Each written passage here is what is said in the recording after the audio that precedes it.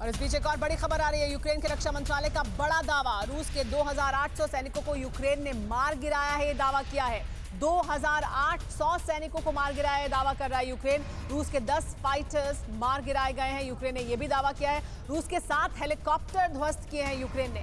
क्या कुछ हुआ है आज दूसरे दिन के इस युद्ध में, बता रहा है यूक्रेन। रूस की 500 से ज्यादा बख्तरबंद गाड़ियों को तबाह कर दिया है। तो रूस की 500 से ज्यादा बख्तरबंद गाड़ियों को तबाह किया, ये बताया है यूक्रेन ने। रूस के 7 हेलीकॉप्टर्स को ध्वस्त किया है। ये यूक्रेन के रक्षा मंत्रालय की तरफ से जारी किया गया कई इंफॉर्मेशन है, जानकारी है। रूस के 7 हेलीकॉप्टर्स को भी ध्वस्त किया है और बड़ी संख्या है जो बता रहे हैं 2800 रूसी सैनिकों को मार गिराया है। रूस के 10 फाइटर भी मार गिराए हैं, 7 हेलीकॉप्टर्स को ध्वस्त किया है। तो बड़ा नुकसान जो यूक्रेन की रक्षा मंत्रालय की तरफ से दावा किया जा रहा है, ये बड़ा नुकसान है। अगर रक्षा मंत्रालय की तरफ से जो जारी किए गए आंकड़े हैं वो सही हैं, 2800 सैनिकों को यूक्रेन ने मार गिराया है। बड़ा दावा है, ये बड़ी जानकारी है जो रक्षा मंत्रालय दे रहा है यूक्रेन का।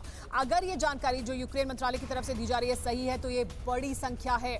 2800 सैनिक रूस के मारे गए हैं, ये बताया है यूक्रेन के रक्षा मंत्रालय ने। यूक्रेन के रक्षा मंत्रालय द्वारा बताया यह भी गया कि रूस के 7 हेलीकॉप्टर्स को ध्वस्त किया गया है। 2800 सैनिक रूस के हैं जिन्हें मार गिराया है।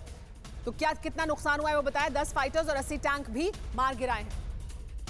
यूक्रेन ने अमेरिका से हथियार की डिमांड की है। यूक्रेन ने कहा है कि अमेरिका हथियार दे। यूक्रेन और अमेरिका के विदेश मंत्रियों की बातचीत के दौरान ये मांग रखी गई।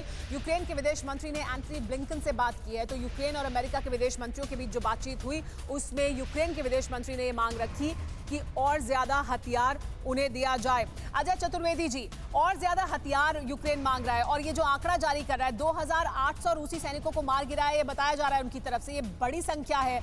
इतने अगर सैनिकों को रूस के उसने मार गिराया तो देखिए, एक सिपाही के तौर पर मुझे इस पे थोड़ा हंसी आ रही है। एक तरफ ज़ेलेंस्की साहब जो है रो रहे हैं कि शायद मुझे आप आखिरी बार सुन रहे हो, मैं जिंदा नहीं दिखूंगा, और अपना घर छोड़ करके वो बंकर में छुप गए हैं। और दूसरी तरफ अगर 80 टैंक और 10 एयरक्राफ्ट और 7 हेलीकॉप्टर उन्होंने गिरा दिया, 2800 सैनिकों को मारिया, तो मतलब यूक्रेन को तो पहुंचना चाहिए, वो रशिया में पहुंचना चाहिए। तो ये जो है, ये ऐसे झूठे दावे चलते रहेंगे, इसके बारे में मैं कोई खास कमेंट नहीं कर सकता, नंबर 1।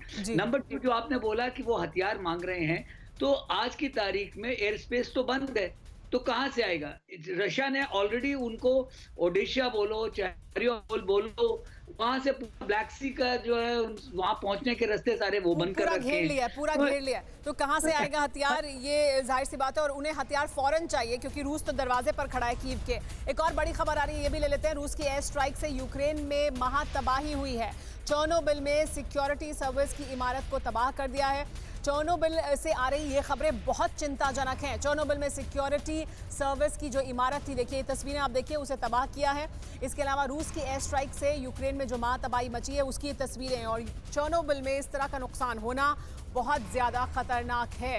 रूस की एयर स्ट्राइक से यूक्रेन में महा तबाही की तस्वीरें सामने आपके। चोर्नोबिल में सिक्योरिटी सर्विस की जो इमारत थी, जहां पर सिक्योरिटी सर्विस रहती है, उस इमारत में तबाही हुई है। वहां पर किस तरह से धुआं उठ रहा है, आग लगी है इस इमारत में, वो इन तस्वीरों में साफ तौर पर दिख रहा है। ये चिंताजनक है तस्वीरें, क्योंकि चोर्नोबिल जैसी जगह जो कि न्यूक्लियर साइट है, वहां पर इस तरह का ध्वंस होना, वहां पर इस तरह का अटैक होना और वहां पर इस तरह का नुकसान की तस्वीरें सामने आना बहुत चिंताजनक है।